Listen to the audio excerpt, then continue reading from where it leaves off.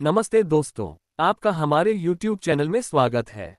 यहाँ आपको मिलेंगी काल्पनिक और रोमांचक कहानियाँ जो आपको एक अद्भुत सफर पर ले जाएंगी। हमारी कहानियाँ न केवल मनोरंजन करती हैं, बल्कि शिक्षा और प्रेरणा भी देती हैं। अगर आपको हमारी कहानियाँ पसंद आ रही हैं, तो कृपया इस वीडियो को लाइक करें और हमारे चैनल को सब्सक्राइब करना न भूलें। इससे हमें आपके लिए और भी रोमांचक सामग्री लाने में मदद मिलेगी। आपकी प्रतिक्रिया हमारे लिए बेहद महत्वपूर्ण है। चलिए एक साथ मिलकर इन अद्भुत कहानियों का आनंद लेते हैं। धन्यवाद। जुड़े रहिए और हमारी कहानियों का हिस्सा बनिए। पवन की सफलता का सफर हमेशा आसान नहीं रहा। अपने अनाथ बच्चों के लिए शिक्षा का एक नया प्रकाश फैलाने के साथ साथ उसके जीवन में अब एक नया संकट आ चुका था। जैसे जैसे पवन और उसके दोस्तों ने अपनी योजनाओं को आगे बढ़ाया, उनके खिलाफ एक गहरी साजिश रची गई। एक रात जब पवन अपने दोस्तों के साथ बैठकर अपनी योजनाओं पर चर्चा कर रहा था, तब उसके पास एक अनजान शख्स आया। वह व्यक्ति काला चश्मा पहने और अपने चेहरे को शॉल से ढक रखा था। उसने पवन को आगाह करते हुए कहा, तुम्हारे खिलाफ एक साजिश रची जा रही है। तुम्हें मारने की तैयारी की जा रही है। पवन ने आश्चर्य से पूछा, कौन है वह? यहाँ की एक शहरी शक्ति है जो तुम्हारी बढ़ती सफलता से जलती है। उस व्यक्ति ने कहा, तुम्हें सावधान रहना होगा। पवन ने अपने दोस्तों को इस बारे में बताया। सभी चिंतित हो गए, लेकिन पवन ने जोर देकर कहा, हमारे इरादे सच्चे हैं और हमें डगमगाना नहीं चाहिए। कोई भी हमें रोक नहीं सकता। हालांकि जल्द ही उन्हें पता चला कि उनके दुश्मन एक पुराने भूत महल से भी जुड़े हुए हैं, जिसका नाम अदृश्य महल था। कहा जाता था कि वहां भूतिया शक्तियां निवास करती थीं। पवन ने तय किया कि उन्हें इस महल का सामना करना होगा ताकि वे अपनी साजिश के पीछे के रहस्य को पहचान सकें। पवन और उसके दोस्तों ने उस महल की ओर सफर किया। महल प्राचीन और विकराल था। जैसे ही वे अंदर गए, उन्हें एक अजीब सा एहसास हुआ। दरवाजे पर एक सुनहरी चमक से भरी एक तलवार रखी थी। उस तलवार की शक्ति अद्भुत थी। पवन ने उसे उठाया और एक अद्वितीय ऊर्जा का अनुभव किया। तलवार को पकड़ने के बाद अचानक भूत महल में एक गहरा गुर्राहट गूंजा। एक भयंकर ब्रह्मराक्षस वहां प्रकट हुआ। उसकी आंखों में घृणा थी और वह बेहद शक्तिशाली प्रतीत हो रहा था। उसने पवन को चुनौती दी, तुम्हें मेरी शक्ति से डर नहीं लगता? तुमने मेरे क्षेत्र में कदम रखा है। पवन ने तलवार को मजबूती से पकड़ा और कहा, हम सच्चाई के पक्ष में हैं। हम न केवल अपने सपनों के लिए लड़ेंगे, बल्कि उन बच्चों के लिए भी जो हमारी मदद की तलाश में हैं। ब्रह्मराक्षस ने हंसते हुए कहा, तुम कितनी भी कोशिश कर लो, मैं तुम्हें हरा दूंगा। पवन ने अपनी नीलमणि को ध्यान में रखा, जिसे उसने उसी समय तलवार से जोड़ा। उसे महसूस हुआ कि यह मणि तलवार की शक्तियों को बढ़ा सकती है। उसने नीलमणि को तलवार में समाहित किया और एक जबरदस्त चमक चारों ओर फैल गई। पवन के दोस्तों ने उसकी शक्ति को देखा और हौसला बढ़ाया। सबने एकजुट होकर उस ब्रह्मराक्षस के खिलाफ खड़े होने का निर्णय लिया। उन्होंने एक संगठित रूप में उस ब्रह्मराक्षस को घेर लिया और पवन ने अपने नेतृत्व का अनुभव किया।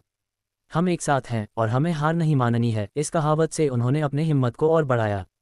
तलवार की शक्ति के साथ पवन ने ब्रह्मराक्षस के साथ भयंकर मुकाबला किया। उस कठिनाई के बीच उनकी टीम ने मिलकर ब्रह्मराक्षस को हराया।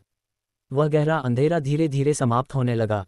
जब ब्रह्मराक्षस पराजित हुआ, तब उस महल के भीतर से एक गूढ़ पुकार सुनाई दी, तुमने मेरी शक्ति को छेड़ा है, लेकिन ये लड़ाई अभी खत्म नहीं हुई। पवन को समझ में आ गया कि शायद यह उस ब्रह्मराक्षस का अंत नहीं था। लेकिन उस जगह पर एक पुरानी किताब भी थी, जिसमें लिखा था कि पवन के माता पिता वास्तव में शक्तिशाली लोग थे। उनके पास एक अद्वितीय ताकत थी, जिससे वे इस दुनिया की रक्षा करते थे। पवन ने किताब को पढ़ा और उसे पता चला कि उसके माता पिता ने किसी गहरे कारण से अपनी शक्तियों को जादुई तरीके से छुपाया था। उन्हें कहीं जाना पड़ा और यही कारण था कि पवन एक साधारण परिवार में बड़ा हुआ। पवन ने खुशी से कहा, मेरे माता पिता ने मुझे कभी इस सच से अवगत नहीं कराया। मुझे ये जानकर गर्व महसूस हो रहा है कि मैं उनकी संतान हूँ। अब पवन ने अपनी नई शक्तियों का सही उपयोग करने का निश्चय किया।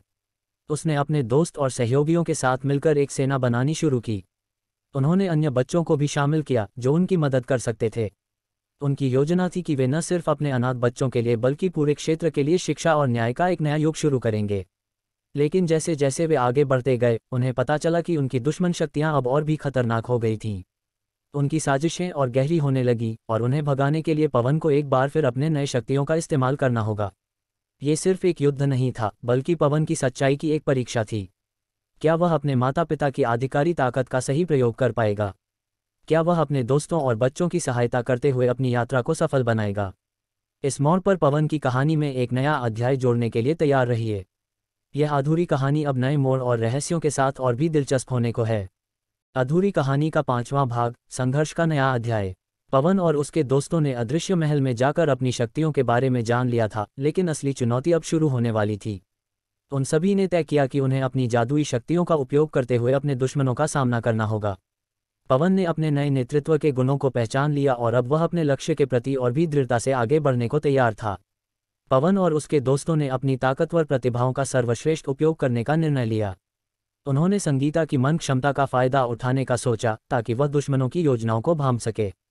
पवन ने कहा, हमें अपनी शक्तियों को एकजुट करना होगा। संगीता, तुम हमारी आंखें बनोगी। संगीता ने सिर हिलाया, मैं कोशिश करूंगी, लेकिन हमें यह सुनिश्चित करना होगा कि हम अपने सिद्धांतों के खिलाफ नहीं जाएं। हमें हमेशा सच्चाई के मार्ग पर रहना है। उन्होंने अपने जादुई गुरु राजवीर से सलाह ली। राजवीर ने कहा, तुम्हें अपने भीतर गहराई से देखना होगा। तुम जो भी कदम उठाओगे उसे सच्चाई के मार्ग पर रखना होगा, क्योंकि यही तुम्हारी असली शक्ति है। जैसे ही उन्होंने योजना बनाई, उन्हें पता चला कि उनकी दुश्मन शक्तियों ने एक नई योजना तैयार की है। वह पुराने भूत महल से बाहर निकलकर शहर में आतंक फैलाने लगी थीं। पवन के दुश्मन, जिसे उन्होंने काला तंत्र नाम दिया था, ने अपने अनुयायियों के जरिए शिक्षण केंद्रों पर हमले शुरू कर दिए थे। एक रात जब पवन अपने दोस्तों के साथ विचार कर रहा था, तब उसने सुना कि काला तंत्र ने सीता के ट्यूशन स्कूल पर आक्रमण किया है। वह तुरंत अपने दोस्तों को इकट्ठा करता है। हमें वहां जाना होगा और उनकी रक्षा करनी होगी, वह दृढ़ता से कहता है। पवन और उसके दोस्त अपने ट्यूशन स्कूल पहुंचते हैं, लेकिन वहां का दृश्य देखकर वे चौंक जाते हैं। काला तंत्र के अनुयायी स्कूल को बर्बाद कर रहे थे और बच्चों को डराने की कोशिश कर रहे थे। पवन ने अपने दोस्तों से कहा, हमें बच्चों को सुरक्षित रखना होगा और काला तंत्र के खिलाफ खड़ा होना होगा। संगीता ने जल्दी से अपनी मन की शक्ति का उपयोग किया और दुश्मनों के इरादों को भांप लिया। उसने पवन को बताया, वे अब तक केवल डराने का काम कर रहे हैं, लेकिन अगर हम उनकी शक्ति का प्रतिरोध करते हैं तो वे पीछे हट सकते हैं। पवन और उसके दोस्तों ने एकजुट होकर काला तंत्र के अनुयायियों का सामना करने का निर्णय लिया। पवन ने तलवार को स्पर्श किया, जो उसे अद्वितीय शक्ति देती थी। जैसे ही वह आगे बढ़ा, दुश्मनों ने उसे रोकने की कोशिश की, लेकिन पवन ने अपनी शक्ति का सही उपयोग करते हुए उन्हें पीछे धकेल दिया। काले तंत्र के नेता ने भयंकर अदा के साथ कहा, तुम वास्तव में मेरी शक्ति को चुनौती दे रहे हो। तुम्हारी इस हिम्मत की कोई कीमत नहीं। पवन ने कहा, हम अपनी सच्चाई के लिए लड़ रहे हैं। हम अपने बच्चों और समाज की रक्षा करेंगे। मुकाबला तेज होता गया और अचानक काला तंत्र के नेता ने एक जादुई उपहार निकालकर आकाश में उड़ा दिया। वह एक भयानक तंत्र था जो सीधे पवन और उसके दोस्तों पर हमला कर सकता था, लेकिन पवन ने अपनी मन की शक्ति के साथ अपने दोस्तों का साथ दिया। संगीता ने अपनी शक्तियों का उपयोग करते हुए दुश्मनों की मनोवैज्ञानिक स्थिति को समझा और जानकारी दी। वे डरते हैं, हमें उन्हें और भी डरा देना होगा। पवन ने दृढ़ लक्ष्य के साथ अपनी तलवार को ऊंचा उठाया और सभी बच्चों को प्रेरणा दी। हम एकजुट हैं, हम ये लड़ाई जीतेंगे। हमारे सपने, हमारी ताकत। अंततः पवन और उसके दोस्तों ने काला तंत्र को निष्क्रिय कर दिया। जब उन्होंने अंतिम वार किया तो दुश्मन ने हार मान ली। काला तंत्र का नेता बुरी तरह हिल गया और भाग खड़ा हुआ, लेकिन उसने कहानी को खत्म नहीं किया। पवन ने सभी बच्चों को एकजुट किया और उन्हें सुरक्षित स्थान पर ले गए। जब उन्होंने फिर से एक नई शुरुआत की तो एक नई सुबह आई।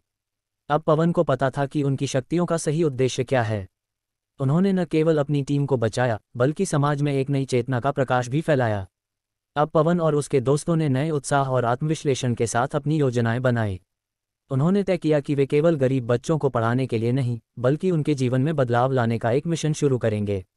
वे उन सभी बच्चों के लिए एक नया स्कूल खोलने की योजना बनाने लगे, जहां उन्हें न सिर्फ पढ़ाई मिलेगी, बल्कि उनकी प्रतिभाओं को भी सम्मान मिलेगी।